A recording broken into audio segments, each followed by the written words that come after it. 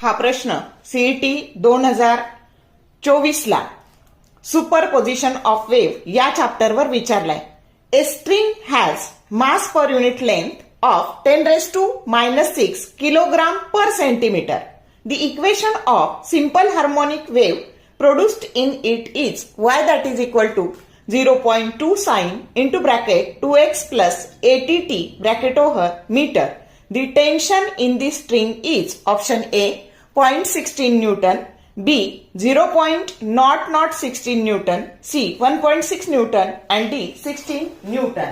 मग आता बघा इथे जेई सारखं दोन फॉर्म्युलाचं कॉम्बिनेशन आहे. तुम्हाला जी स्ट्रिंग दिली तिची मास per unit length 10⁻⁻6 kilogram per centimetre दिली. मग याला एसआय मध्ये करायचं तर ह्या सेंटीमीटरचे मीटर करावे लागतील. मग 1 centimetre that is equal to 10⁻⁻2 metre, पण ते डिवाइडेड आहे. मग -2 डिनॉमिनेटरचे न्यूमरेटरला गेल्यावर प्लस झाले आणि मास पर युनिट लेंथ मग काय झाली तर 10⁻⁻4 किलोग्राम पर मीटर झाली. तुम्हाला वेव्हचं इक्वेशन दिलंय y that is equal to 0.2 sine 2x plus ATT metre आणि तुमचं स्टँडर्ड इक्वेशन असतं a sine kx plus omega T metre. Amplitude 0.2 झालं, k2 झालं, ओमेगा AT झालं कंपॅरिझन करून आणि तुम्हाला त्या स्ट्रिंगवरचं टेन्शन काढायचंय. मग आता velocity of a transverse wave on a string that is given by formula under root of T by M. T म्हणजे tension applied to the string आणि M that is mass per unit length. मग आता आपण tension काढायचंय म्हणून squaring on both side केलं.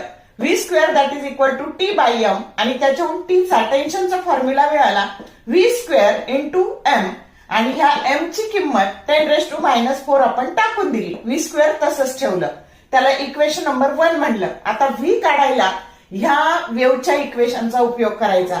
मग के बरोबर 2 आलंय कंपॅरिझन करून, ओमेगा बरोबर AT आलंय आणि म्हणून व्ही बरोबर ओमेगा बाय के असतं. ओमेगा AT बाय 2 म्हणजे व्हेलॉसिटीची किंमत 40 आली. आपल्याला या फॉर्म्युल्यात आता ही किंमत इक्वेशन 2-1 मध्ये टाकायचं. त्याचा स्क्वेअर 40चा स्क्वेअर हा 1600 झाला आणि म्हणून 1600 गुणिले 10⁻4 म्हणजे चालेल 0.16 न्यूटन की जो करेक्ट ऑप्शन ए आहे. समजलं कसं कॉम्बिनेशन करून सोडवलं ते. शॉर्ट व्हिडिओ आवडले लाईक करा, शेअर करा, कमेंट करा. For more useful tips and tricks keep watching wings of physics. Thank you very much.